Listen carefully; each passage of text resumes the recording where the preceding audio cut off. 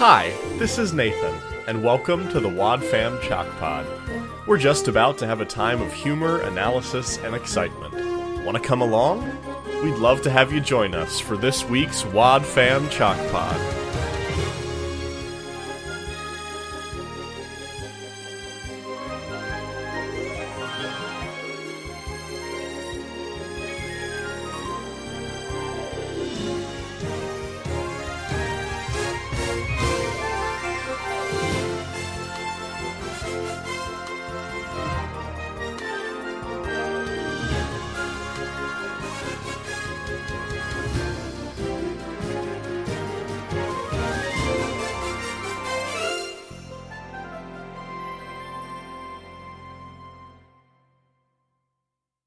Hello and welcome to the Wad Fam Chalk Pod. I'm Dylan Weaver. And I'm Andrew Sabo.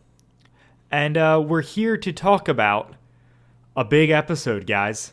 One of my favorites. I think it held up. Oh, yeah. Episode 290, A Name, Not a Number, Part 1. Of two. Of two? Of two. A two-parter. Wow. Yeah. I know. Crazy. Wish it was a three-parter. Yeah. It's a two-parter, but the first part, unlike a lot of two-parters we cover, seems to stand on its own pretty well. Oh yeah, completely. Which I think Tom for Mayor did as well. Yeah. But is so strange. Yeah. Like, I kept waiting for it to end, and then stuff kept happening, and I was like, wait a minute, that all happens in the first episode? Yeah. Yeah, it's jam-packed, folks. Yeah. And in a good way. Yeah. Yeah, this is track 5 on album 22, The Changing Times. Written and directed by Phil Lawler. And it first aired November 26th of 1994, which was like 3 weeks after part 2 of Tom for Mayor. Oh, wow. I guess wow. Huh. I didn't realize that these were so close canonically. Yep.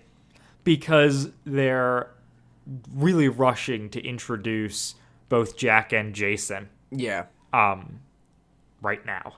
So. Because Whit's on an archaeological dig. And by that I mean he's dead, but not really. Yeah. So our cast for this episode is mostly just fun. But we've got Townsend Coleman as Jason Whittaker. This is Jason's second appearance in Adventures in Odyssey. The first being Mortal Coil Part 2. But it's the first episode where he is being played by Townsend Coleman. Really? Yeah. Interesting. Who was he played by before? Do you know? I can look it up, but it's not going to matter. That's fair. Understood. We'll wait till we cover the Mortal Coil. Eesh. It is, what was I going to say? Oh, Townsend Coleman. I don't remember if we talked about this before when we talked about him, but he voiced the Tick in the Tick. Interesting. The animated cartoon from the 90s. So that's fun. For some reason, I thought you were talking about the TV show that's on Amazon Prime, and I was like, wow. Nope. That's Peter Serafinowicz. And Andrew Sabo lookalike Griffin Newman. Hey. Yeah, it's concerning. That's the whole reason I haven't watched that show. I was thinking about it, and then Dylan was like, you know who you look like? And I was like, I can't watch it now. I can't do it. Oh, man. Thank goodness nobody in Mrs. Maisel looks like me. For the first time in any episode we've covered, and in the show itself, we have Christy Nimitz as Tasha Forbes. Wow. Christy Nimitz. Is she a reoccurring character? Tasha? Tasha? Yeah. Yeah. She's a big one with Jason episodes. Yeah. Kind of his on again, off again love interest throughout everything. Right. And then she comes to Odyssey, doesn't she, at some point? Yeah. Is that this series? Is that this two-parter? I don't believe so. I don't think so either. Who knows? So the actress is Christy Nimitz. She also is sometimes credited as Connie Zimmett. And I don't know what this means. Funny nickname? That's my guess. I don't know. So she's Christy Nimitz in one of my books, and Connie Zimmett in the other, and the wiki just says that she goes by both. So, whatever. Please and tweet then at us. we have a list of good people doing different voices. Yep. So Alan Young is voicing Donovan, a slightly more Scottish Jack Allen. Yep.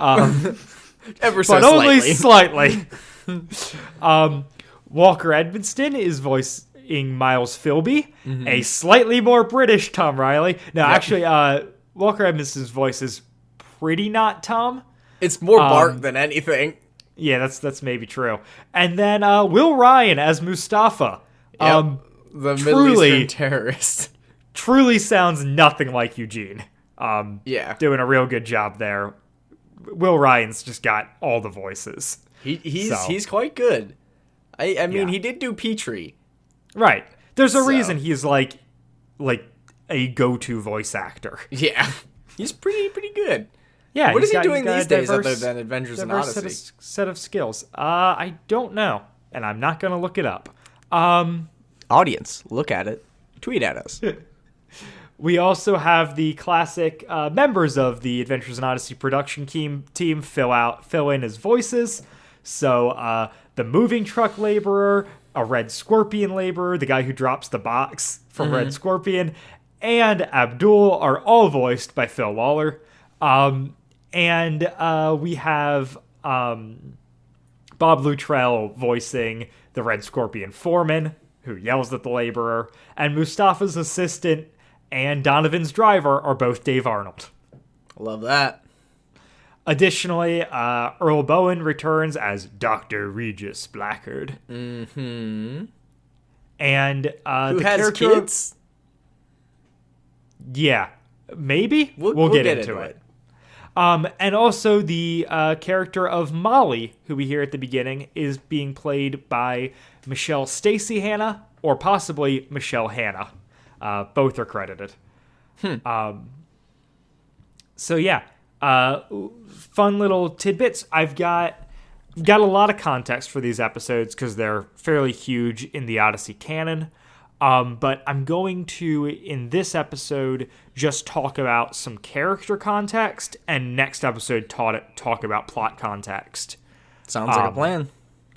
So the big thing is this episode introduces Jason Whittaker, kind of. Yeah. I mean, so he previously appeared real quick, but now they have him introduced as his official role is a code breaker for the National Security Agency, and he may have worked for other government agencies as well, which has to be what this one is because, well, I mean, I guess maybe not, but also, like, he's reporting to Donovan, who's Scottish, so Yeah. so it's probably not that he's working for an American agency. So they decided that Jason was not going to be married, though he they place him in his 30s at this point in the show.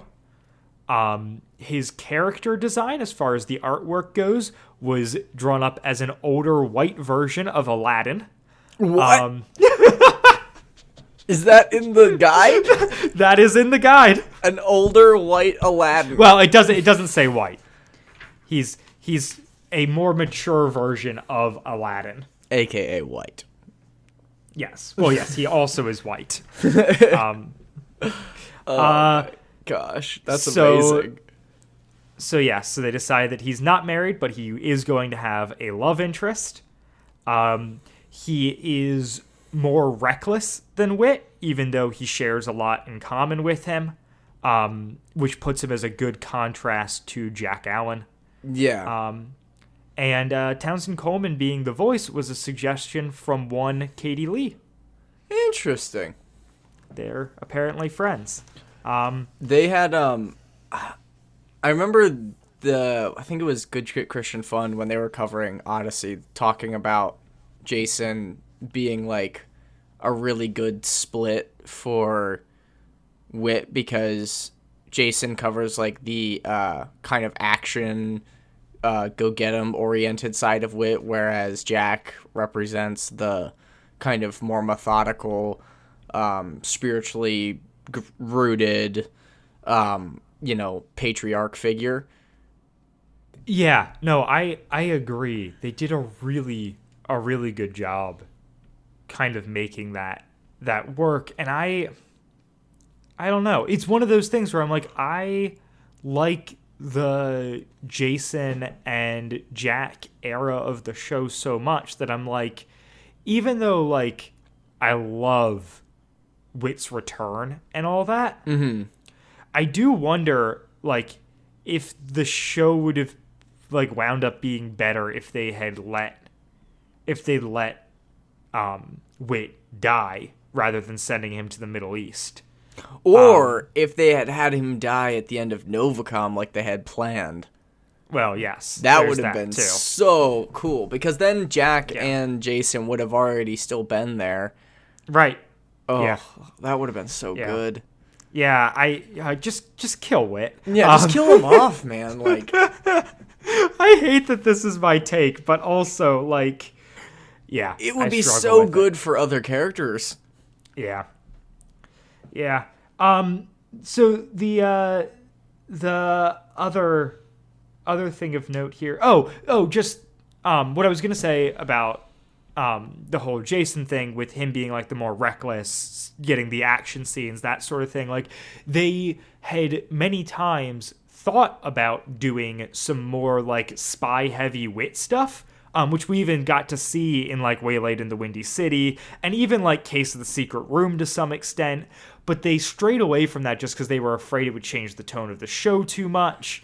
But now with Wit out of the way, Jason's the perfect candidate for that sort of thing. Yeah. Because, like, why not? We've got like kind of a chance to start fresh. We've got a younger guy in here. Like, let's do it. And so the other thing of note here, not regarding Jason, but actually regarding Tasha, is that Michelle Hanna, who voices Molly in this episode, was actually the one who was cast as Tasha. Interesting. And then they realized that if they were gonna make her Jason's love interest, she just sounded too young by comparison. And so they finally found Connie Zimmett, Kristen Nimitz, as the like on really short notice, and brought her in as Tasha, and then recast Michelle Hanna to be Molly. Which, yeah, I just thought was at the very least interesting. Yeah. No, definitely. And I'm checking the wiki to see how many times Tasha's in an episode. So this is her first episode, and then she's in The Love Is in the Air, Question About Tasha. She's in The Search for Wit, A Look Back, and then An Accidental Dilemma. Yeah. She's also oh wow, she's mentioned in Sheep's Clothing from during Novacom, right? Yeah. Yep. That's the Jason episode in Alaska, and he's talking about talking about like his previous love interest. Yeah. And you know how things didn't work out. So yeah. Well, there you go. Yeah. So with that out of the way, are we ready to roll the promo, Dylan? Yeah. I think that covers all of my background for this episode. That's quite a bit there. Yeah. Did your no studies. Kidding. Yeah. Good research, buddy. Yeah, I've got the books. I got to make use of them, man. That's fair. Paid good money for these. It's true. All right, promo rolling now. It's a secret agent adventure. Next time on Adventures in Odyssey. Jason Whittaker's move to Odyssey is sidetracked by the strange disappearance of a good friend. Sent to investigate, Jason finds himself at the mercy of terrorists and a surprise villain from Wit's past. What will Jason do? Find out on the next Adventure in Odyssey.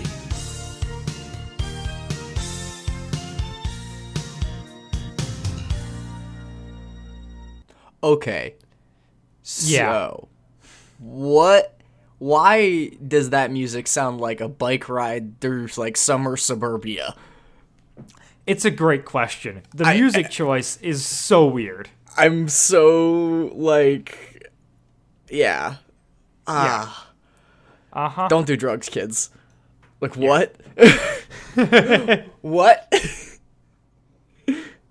Somebody thought to themselves, that's the play. Yeah. No kidding.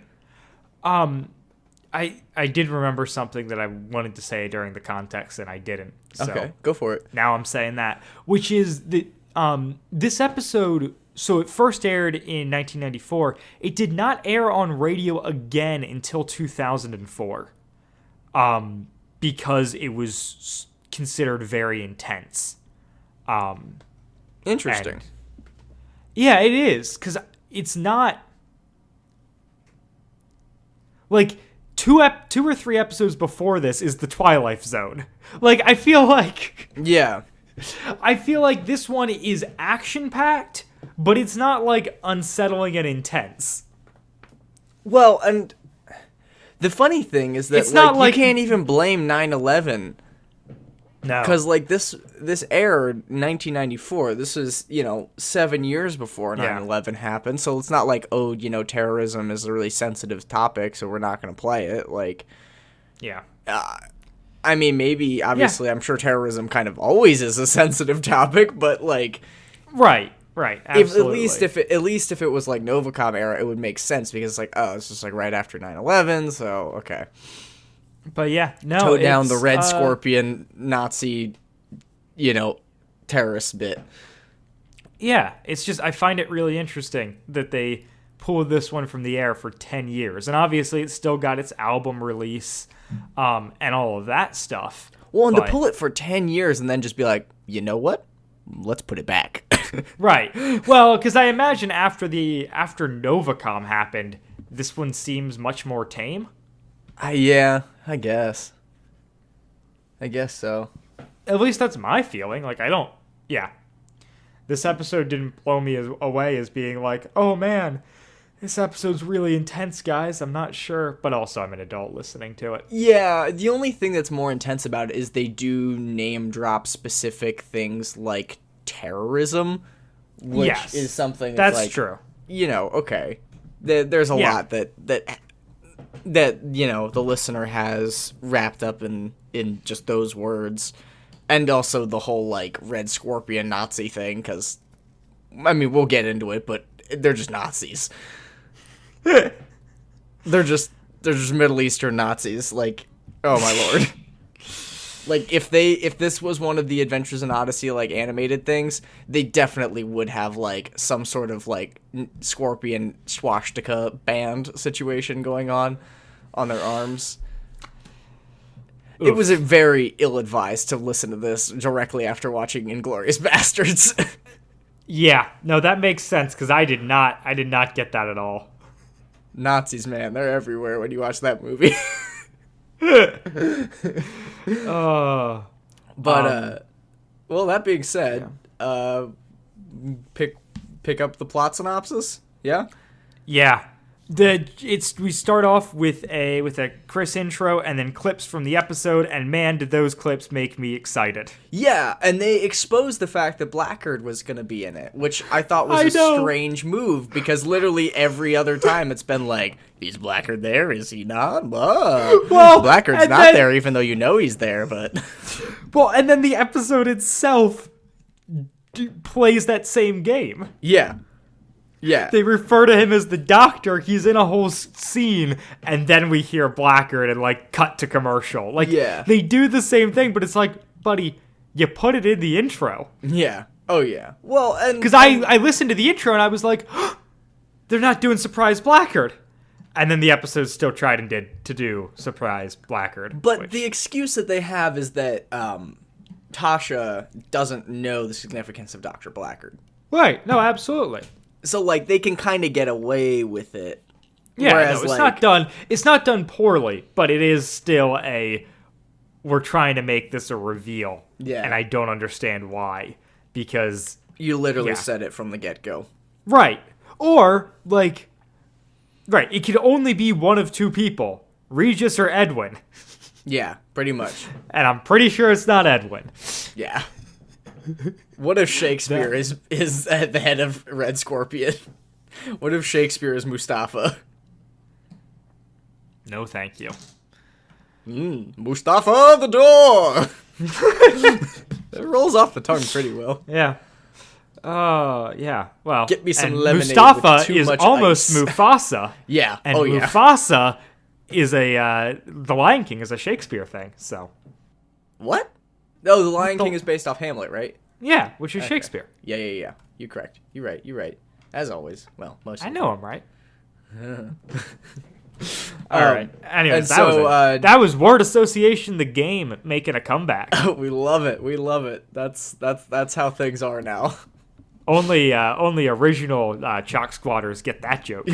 Word association, the game / people we know in real life. Oh yes, people. Oh man, that's right. Before they were the Chalk Squad, they were just people we know in real life. Well, that was because the only listening audience was people we knew in real life, and now nobody we know in real life listens. So yeah, Tasha and Molly are clearing out this toy shop that they are working and using as a front, because they've been found out. Mm-hmm. They talk like over a radio or whatever to Donovan, and Tasha asks Molly to mail a package to Odyssey. She tells her not to use the front entrance, but to take the tunnel exit, because there's always a tunnel exit, people. Always. You thought the Wits End was an anomaly. No. Nope. He modeled it after this toy shop in Switzerland. There's always another tunnel. And so then we hear Tasha searching her computer and deleting all files containing TA418, a number that is burned into my memory, much 42 Wallaby Way, Sydney. Yeah, or 24601 from Les Mis. No, I'll take you. Nope, Okay. That one's just you. Cool. Glad that we've got that established. Not into theater, are you? And then a man shows up at the shop to pick up a doll for his granddaughter, and oops, it's Dr. Regis Blackgaard. Yep. And that's consistent, because wasn't it established that he was in Austria? Yes. In the whole Regis Returns or whatever. Or not Regis Returns, the... Double Trouble. Double Trouble, yeah. Yep. So it was revealed that he was in Vienna, Austria, and that was 2 years ago. So if he has a granddaughter, he has to have kids. Right? That's how that works. That is how that works. And for him to have kids, he has to have a mate. Correct. So we don't necessarily know that this is true. Okay. Because we find out later that he's a secret agent working with the European Security Agency. Yeah. So this might be a front. I don't know. Towards the end of this, we're going to break down towards the end of this episode, we're going to break down everything based on the facts of this episode, because I'm having a hard time understanding what's going on as well. Okay. Sounds good. So yeah, then as Blackgaard is doing the picking up this doll and just having a really sweet conversation with Tasha, that's great. Then Mustafa comes in, and so Tasha. This is the thing that I'm having a hard time with. Tasha knows Mustafa. Yes. And is working for him while secretly being an agent with whatever organization Jason's working for that Donovan runs. Yeah. And Mustafa finds out that she's been... Right, that she's working... him. Right. I'm not sure how the toy store factors into all this. Is the toy store a front for Red Scorpion? Yes. Okay. I think. My guess is yes. The toy store is a front for Red Scorpion, and which she just then operates out of it as a front for her front, which Right. you know, A hat on a hat. exactly. And yeah, Magnificent so Mustafa comes in there, and Tasha's like, "Hey, what are you doing here?" And then he knocks out Blackgaard. Yeah, with like some sort of spray. And Tasha's like, whoa, he's just like a normal guy. Like, what are you doing? Then he knocks out Tasha, and then Blackgaard wakes back up and is like, very good, Mustafa. Like, good job there. And Mustafa's like, can we just like dispose of her? And he's like, no, like I need her for my plan or whatever. Yeah, she's essential for the plan. So, like, it feels then at this point that Blackgaard is actually the one, like, pulling the strings above Mustafa. Oh, for sure. Well, he's definitely the smartest out of everything. But Mustafa is the leader of Red Scorpion. Yes, the fake Nazis. Yes. And also, this episode is a lot. It's going to be interesting to try and like pull it apart, especially the fact that we're specifically talking about the front half of this. And I have not listened to the back half in a long time, and I'm trying to forget what I know. I only know how it ends. Like, yeah. I only know about the virus. That's all I know. Which also, what a ill time to be listening to this. I have that in my notes as well. A name, not a number. Virus threatens humanity. Listening and recorded during COVID. Oof. Yep. I was just the beginning of this episode, which we just covered, is so good. Oh yeah. No. I love the energy of it.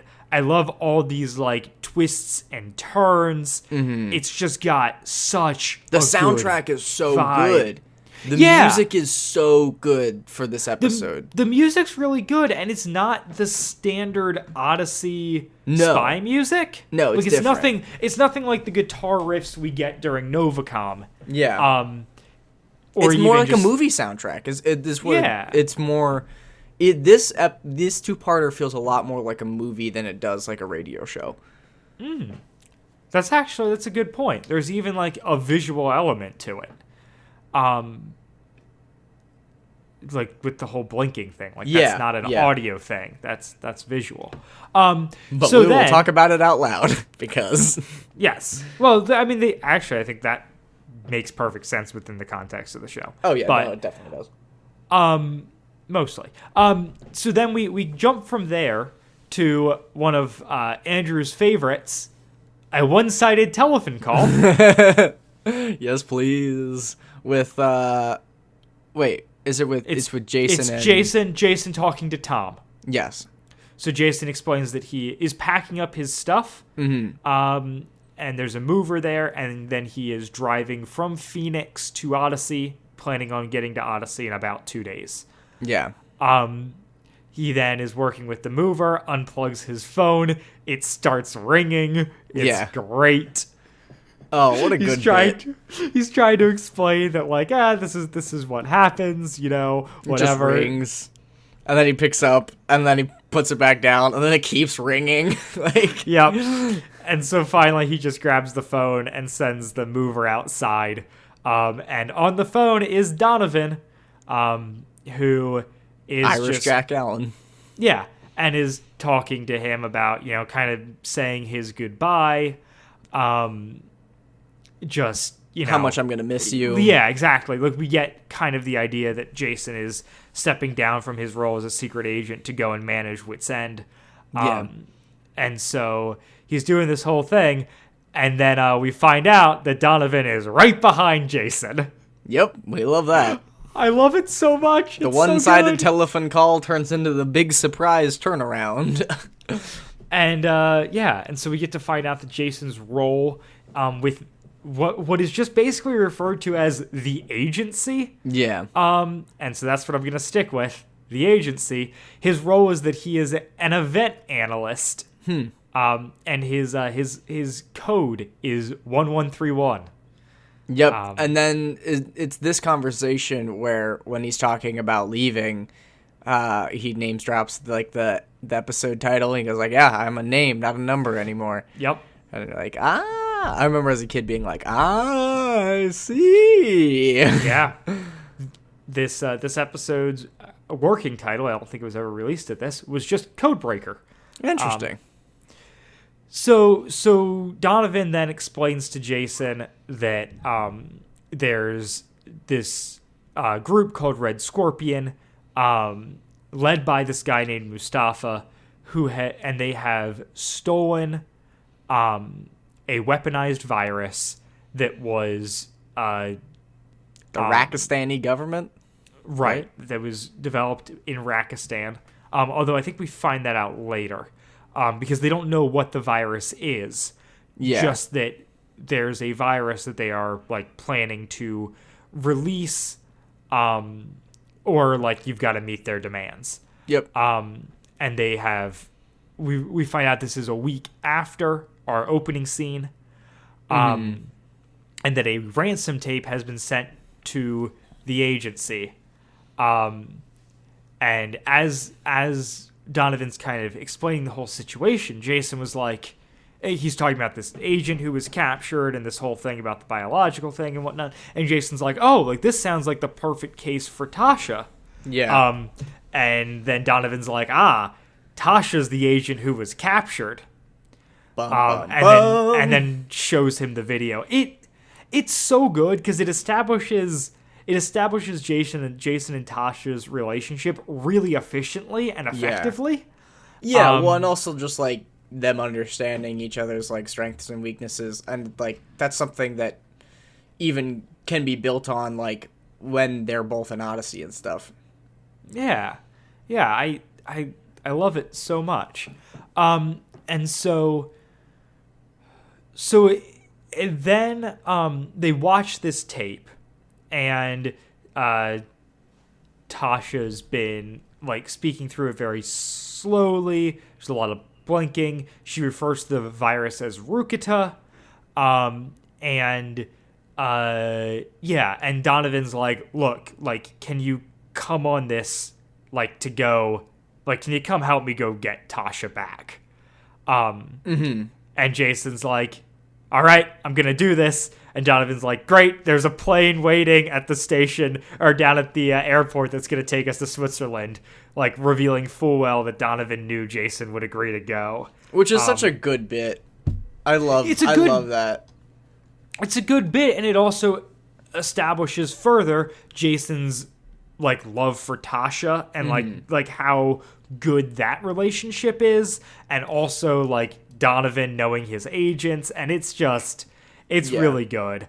It's and also, you get such a good like almost paternal figure from Donovan to Jason. Yeah. Like you definitely get that there's like they're not just friends. Like obviously he's his superior, but like there's a certain amount of respect and like maturity there because they've been together for so long, and he's kind of watched Jason grow up a little bit. Yeah, well, and it's definitely helped by the fact that he's voiced by Jack Allen. Yeah, like, for sure. Like, the Alan Young voice there really does help sell you on, like, the relationship that they have. It does not sell you on his Irish origin. No, not particularly. And I want to go on record again saying I'm pretty sure he's Scottish, not Irish. Oh, I think you're right. He is Scottish, but also he's got the name Donovan. Yeah. Well, and also he's like Donovan's, Scotland Yard, all that. So they are they fly to Switzerland where all this is taking place, and I just love that it's Switzerland. The most neutral of countries. Oh yes, naturally. When they, poor guys, they made like one decision in World War II and they are stuck. When they arrive, they're met by Philby, Miles Philby. He's the person from the European Security Agency, which is not a real place, who is working the case, which is not a real thing, and he's working this case alongside them. Jason hops on the computer, uses the internet. I think first time the internet has been dropped in Odyssey. Yeah, he says uplink to the internet. Yeah. Well, because we are in 94, so the internet is like just barely a public thing, but is mostly just government. Yeah. So it kind of makes sense. Like that they're saying internet like the same way that people would say like VR in like the mid 2000s. Yeah. And so so he looks up Rukita, and it doesn't exist in any known language. And then he's like, wait a second. There was like a scrap of paper that said TA418. And he's like, what if the TA in Rukita is the TA from TA418? And I remove that. And then we search this. And then they find out the Roku virus was developed by Hans Tesler in Rakistan. Wow. Also, Hans Tesler sounds a lot like Tesla. Hans Tesler is a very German name. Yeah. Yeah. And he is residing in Rakistan, a fake country that is probably in the Middle East because it ends in Stan. And yeah, Odyssey, fake country, real racism. Yeah, I mean, I can't blame them, but like no, because also... every other place that's doing a fake country does essentially the same thing. Yeah, no, I can't blame them. I'm just like, oh, why do all the terrorists have to be Arab? Why? And so, so then Jason looks up TA418 on the computer, but it requires M5 access. And Donovan's not going to do that on this computer, so he leaves to go to the embassy. Take care of. Yes. So that he can look this stuff up. So it's just Philby and Jason. And Jason just starts going through the files on Tasha's computer, comes across this thing on code. And it's just like history on codes. Oh, and actually Donovan's still there at this point, because then Donovan leaves and says, be back in a blink of an eye. And Jason goes, blink. Yeah. Huh. I think Tasha's blinking in Morse code. Yep. And so they watch the video back, and Jason reads out the dashes and dots to Philby, who writes down the stuff. And the message is, well, it's a code that Tasha and Jason had where they leave out the vowels in a word and you have to try and guess what it is. Yeah, not much of a code, but still. Yeah. So the letters are NTR, LK, NCSTLE. No, CSTL, no E. And so it's enter, look in, what did they say? Enter, look in.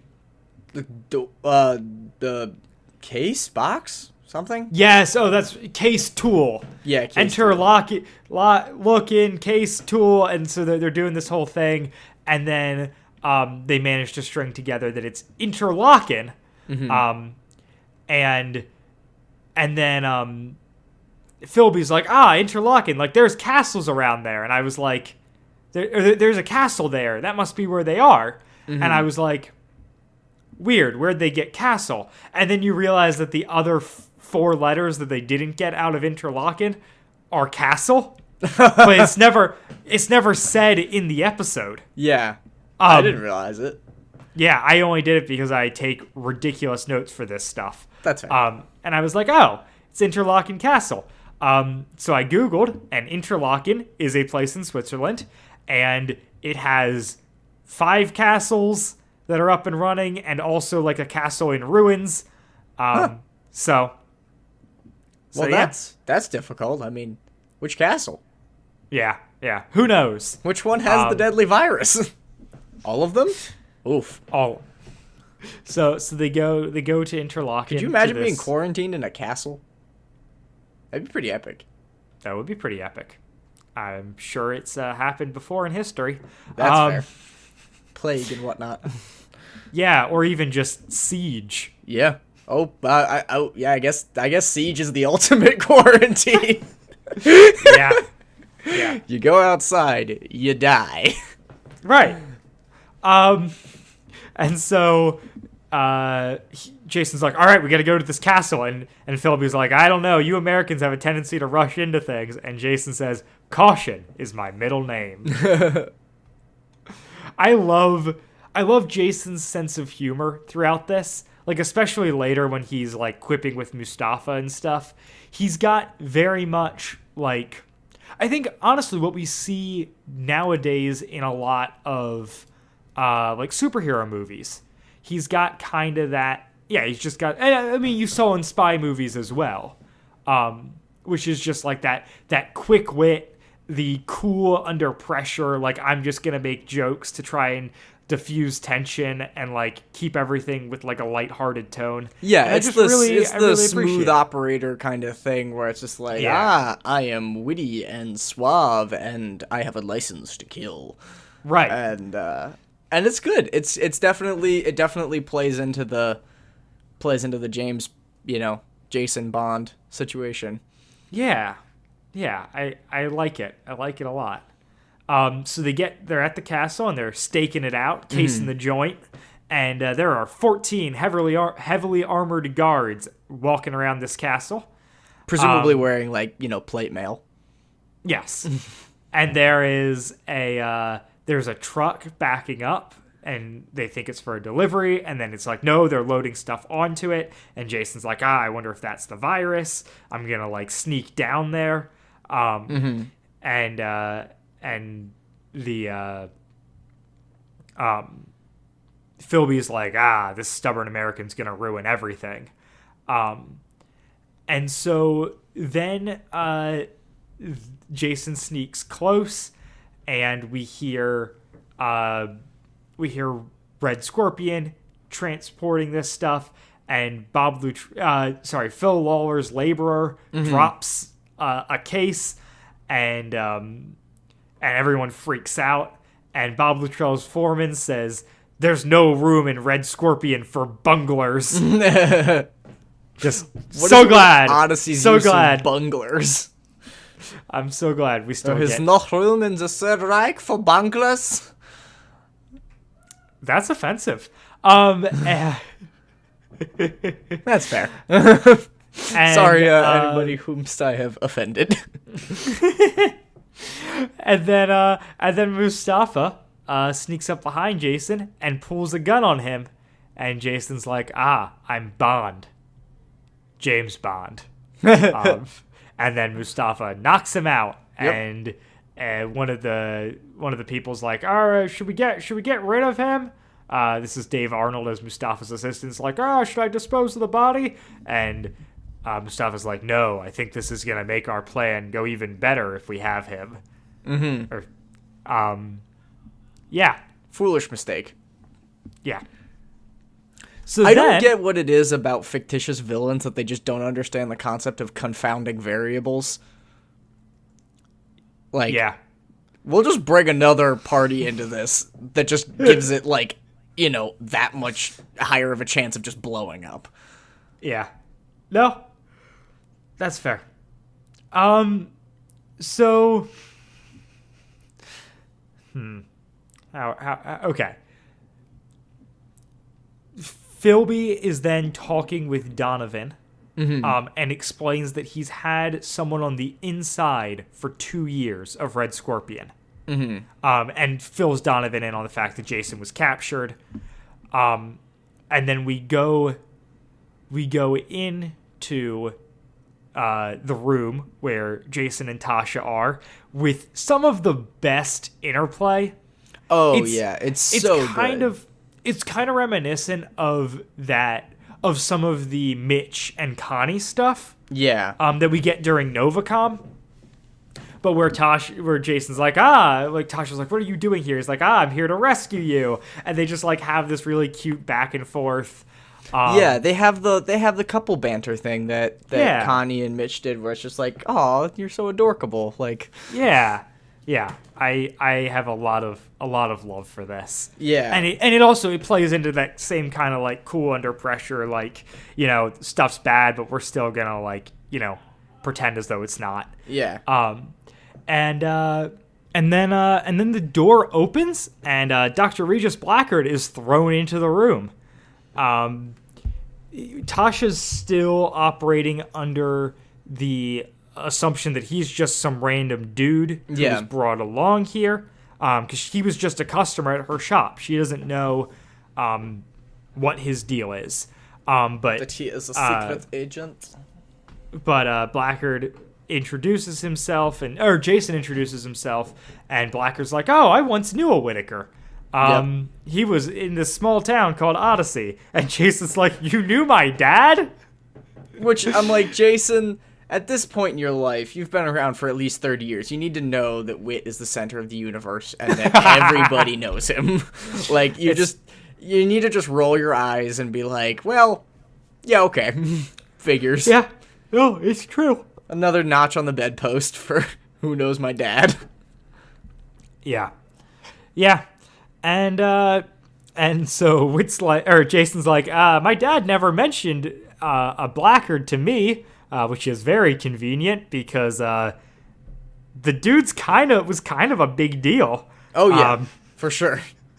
So it's funny that Whit just like neglected to say anything about him. Yeah, he's like, "Huh, you didn't say anything to me." And then Blackgaard kind of goes on this whole bit where he's like, "Yeah, well, we kind of ended up on the opposite side of a lot of things, and I'm really sorry about that." And but there's things that were happening that he didn't know about. And, I mean, as a listener, it's pretty believable. Blackgaard sells it really well and continues to sell it really well as this episode finishes out. Yeah. So, yeah, Jason explains that his dad's in the Middle East and that he was headed to Odyssey to take over Wit's End. And then Mustafa comes in and explains that he's gonna test the virus on Jason so that he can show everyone, you know, what's gonna happen here. Yeah. Basically, he's going to do another ransom note, but with a security agent from the NSA. Or the agency, I guess. Yeah. And he pulls out a syringe, and Jason's like, "My allergy shot." Yeah. How thoughtful of you. Yeah. It feels very reminiscent of, like, Spider-Man or something like that, where it's just, like, he's just joking the whole time. Yeah. And it's, like, the really quippy, like, corny one-liners, like, "Pizza time." Yeah. You know, like... Yeah. And so, then Blackgaard like yeets jumps himself, right? Jumps onto Mustafa to to stop him, and like tackles him, and then Donovan and Philby literally like bust down the wall. Yeah. I'm picturing that the vegan police scene from Scott Pilgrim. Oh yeah. Where just the wall just gets completely knocked in.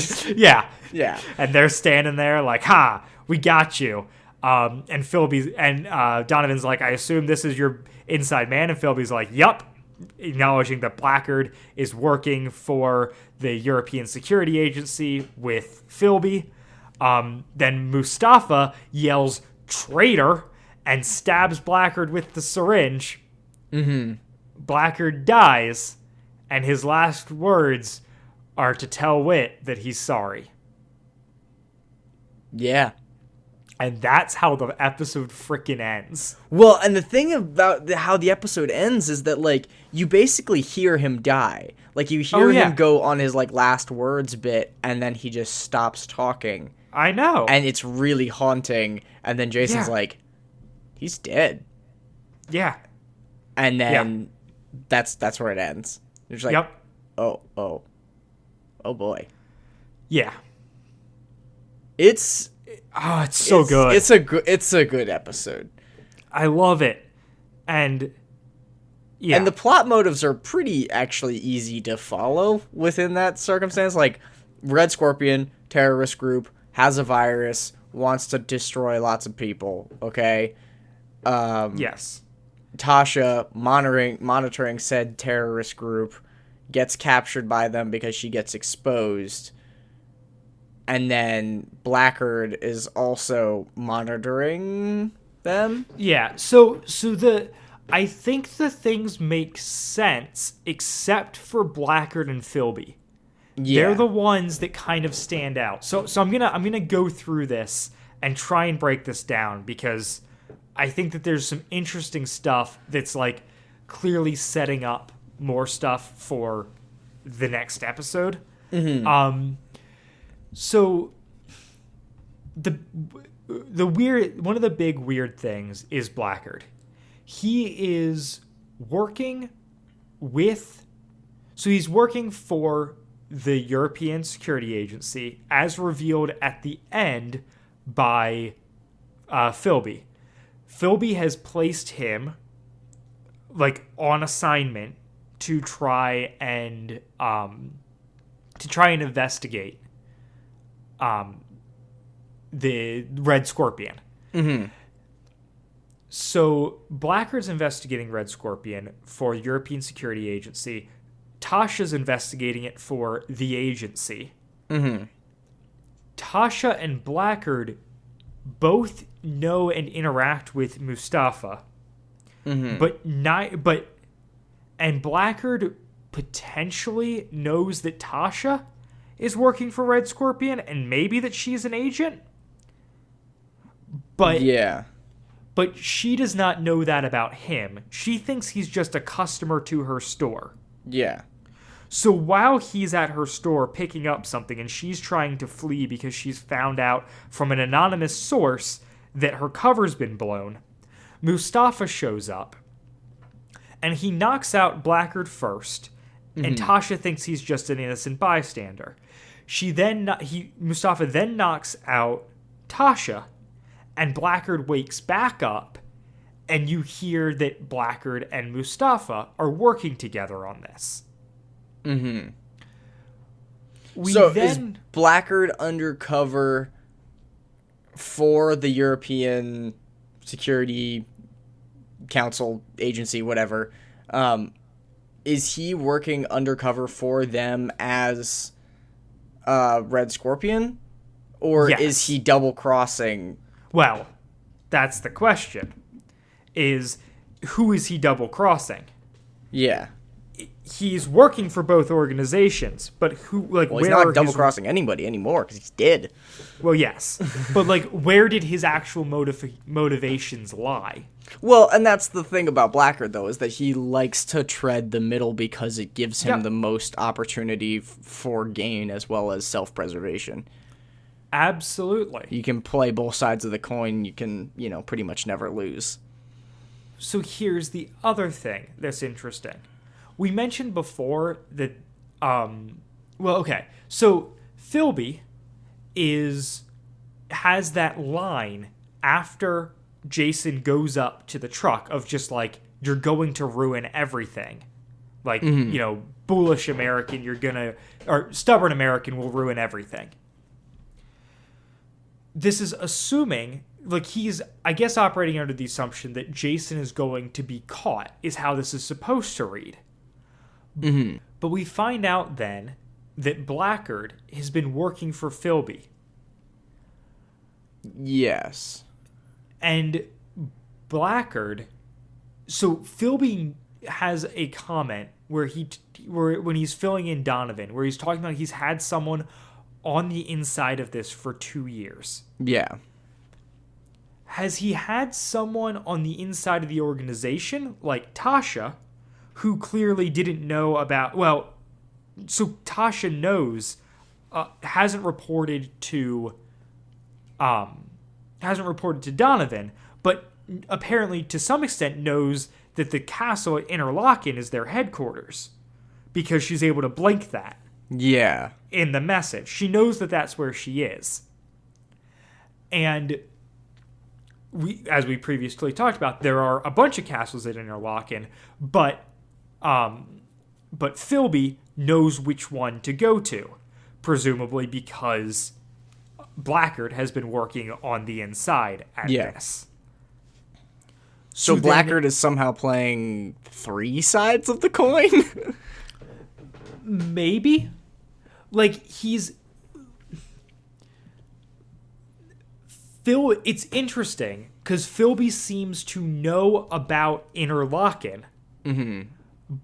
And know that this is the headquarters for Red Scorpion. But he doesn't seem to know... Like, but earlier, when they're trying to decipher the code and whatnot, Philby's not saying, like, oh, I know where Red Scorpion's headquarters are, let's just go there. Yeah, no, that's so strange. But then, like, he definitely seems to know where it is. Mm-hmm. And says it like, you know, Jason, like, you're gonna, or stubborn American's gonna ruin everything, as though, like, he's also, like, working for Red Scorpion. Like it doesn't, like, you can read it maybe both ways, but it almost reads more as like, oh, is he also working this angle? Yeah. Then on the inside, Blackgaard, like, Tasha and Jason are both very open about the fact that they're agents. Neither of them know that Blackgaard is an agent. And also, Philby should have, like, going back to the Philby thing, if Philby had an agent on the inside and knew from the original report that one of his agents had been captured as well because he knows, like... Because he knows who Blackgaard is. Right. So maybe there weren't cameras in the shop and he doesn't actually know that Blackgaard was captured, just that it was Tasha. Then he should be thinking, I've got a guy on the inside here who can, like, help us find Tasha. Yeah. But he doesn't volunteer that information at that point. So it's all very... There's obviously a lot of different sides being played here, and it's got, like, this very... Yeah, it's got a very good mystery element to it. Mm-hmm.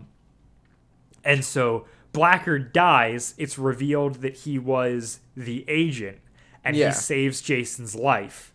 Yep. And has that. He has the line early, which is earlier in their conversation, which is like, unfortunately, your father and I didn't always see eye to eye. In fact, we usually ended up on opposite sides. I regret that. But there were things he didn't know at the time. Yeah. And then his last words are telling Whit he's sorry. Or telling Jason to tell Whit he's sorry.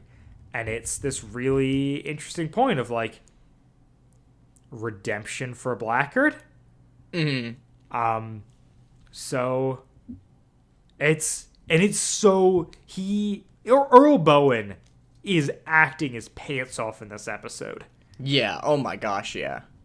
He does such a good job. He, like, truly, he sells it. It's something where, like, as a listener, you can't help but hope that maybe there's some there that this is redemption for him. Right. You know? Absolutely. Well, and Whit always wanted redemption for Blackgaard. Exactly.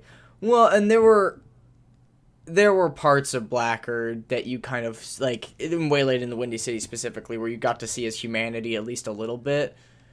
And him being in Austria and, like, kind of just doing other things and, like, presumably being just a pretty well-renowned professional. Like, yeah, he, like, it definitely makes sense. Yeah. Oh, yeah, and there's the really fun thing, too, where Philby talks about the fact that he's had someone on the inside for 2 years, and we find out that that's Blackgaard. But he 2 years ago, and a handful of months, is when Blackgaard won that computer award in Vienna. Yep.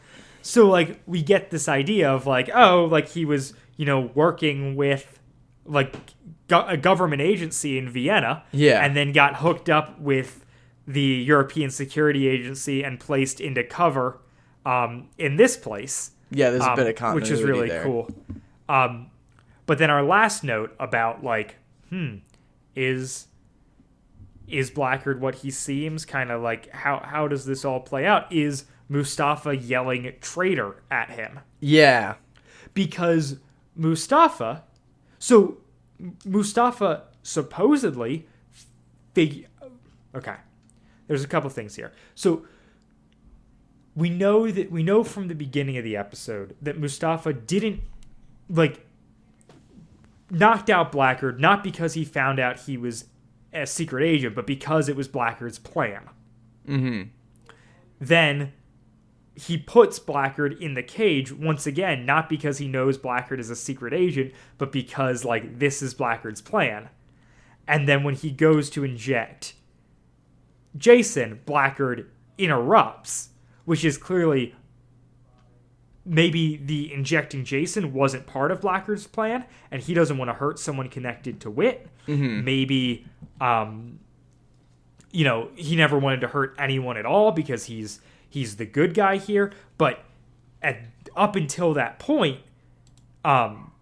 Mustafa is still convinced that Blackgaard is on his side, and then calls him a traitor when he stops him, and that's why he stabs and kills Blackgaard. Yeah. No, that's definitely making sense, especially given what we know, that Blackgaard would be in that position. I'm definitely, I genuinely don't really remember much about how this ends, so I'm really excited to see how it ends. Yeah, me too. I don't think I've got anything else I really want to talk about this episode. The only other thing that I had was, do we have any new iTunes reviews or anything like that? In fact, we do, Andrew. Oh, really? I'm glad you brought that up because I was going to. Oh, awesome. So we have 2 reviews from iTunes Canada Woohoo! that I found, and 1 new review for the US. Wow. I'm going to start with the Canada ones. We have a 5-star review from user J Smouse. That says, good job on consistent episodes. We'll write a longer review later. Listen, I appreciate that. I do as well. I like the commitment to just be like, I will write more when I write more. Yeah. And then, at my Scrub soundtrack. And then we also have a 5-star review from user Canada Strong and Free. Wow. Interesting. Is it Canada, comma, strong and free, or No, Canada Strong and Free is all no spaces, no punctuation. Interesting. I don't know that you can put commas in your username, but who knows? So the review is, love it. Thank you for your album reviews. I enjoy listening to them. While I don't agree with everything being said, it's nice to get honest reviews on old episodes. I could also do without some of the language, but hey, I still love it. Keep up the great work. I appreciate that so much. I really do too. Those are the reviews that I love to get. Yeah, oh yeah. And I just love the consistent, jabs at us and our language. It's just hey, I like what you're doing. Not everything, of course, but I like it. Yep. And I do. I really no, but seriously, those are my. We make a show that I'm pretty proud of, and and so to have it be appreciated despite perhaps the way that us and our audience are different. I really appreciate. I like it a lot. So yeah. Good job, guys. Good job, squad. Good job, us. just really spreading some positive vibes on this Saturday morning. Yep. And then our other new review on the U.S. Apple Podcast reviews, 5-star review, fact check. I love this podcast. So fun. Formerly obsessed with this series in the 2000s, loving the adult takes. Fact check in episode 9, albeit a very old one. When Mandy and Sarah go camping, they're not randomly in the woods. It's near their uncle's cabin. Mandy mentions when they're camped so far away, they can barely see the house. Yep. I love so much that we're still getting that, Yeah, that specific one. that one. Because that has been pointed out a handful of times now, and is... I love the idea that is our largest blunder. Oh, for sure. Because I think we're doing really well then. Yeah, if that's our largest blunder, and it was definitely my blunder, I'm pretty sure. Oh, we both did it though. Yeah, We were both confused about that. And yeah, it was episode 9 of our show. And which, I don't even know what our show was in episode 9. I'm intrigued to go back and listen to the first couple episodes just to see how different it sounds. I don't think I could do that. I could do it for about 5 minutes, and then I'd get really upset. Well, do you have any closing thoughts or anything to promote? I don't this week. We're going to continue to keep things pretty low-key. And, hey, if you want your review read on the podcast, drop it off on iTunes. Yeah. We do read the reviews. Good and bad. Yeah, well, we don't necessarily... If you give us a 5-star review and then say mean stuff, we will read that. If you give us a low-star review, we have no obligation to read that. Oh, I thought we were reading all reviews. We've only ever gotten 1 2-star review, and it later changed into a 4-star, and we only read it when it was a 4-star review. Oh, so, okay. I'm okay with reading 5 stars, absolutely. 4 stars, maybe. Below that, I feel no obligation to read your review. To trash our own podcast. Yeah. You can trash us, just do it in a 5-star review. Exactly. Or tweet at us. Tweet at us works too. Yeah. Or emails or voice memos on Anchor, which, all things that work. Yep. All things that work. You can contact us through any of those ways. We're so available. We are so available. We got nothing else DM going on. Andrew on Instagram, I You will. assume. And if you do, I will probably respond. So there's that. Yeah. You won't get that sort of treatment from me, Chalk Squad. But, Nope. Andrew, but me, Andrew's, I'm an open door. I am. You could ask me my greatest fear, and I'll answer. I'll answer. Yeah. Anyways, that's the episode, and we'll see you next week with part 2 of A Name Not a Number. Bye, guys. Bye, guys. Wadfam Chalk Pod is a presentation of the Lidditz Podcast Co-op. This show is a fan podcast and has no official affiliation with Adventures in Odyssey or Focus on the Family. As such, the copyright is ours under Creative Commons. Follow the podcast at wadfamchalkpod on Twitter and Instagram, or email us at wadfamchalkpod@gmail.com. A Name, Not a Number, Part 1 was hosted by Dylan Weaver and Andrew Sabo and edited by Dylan Weaver. And I'm Nathan Haverstick, hoping you'll join us again next time for more of the Wadfam Chalk Pod.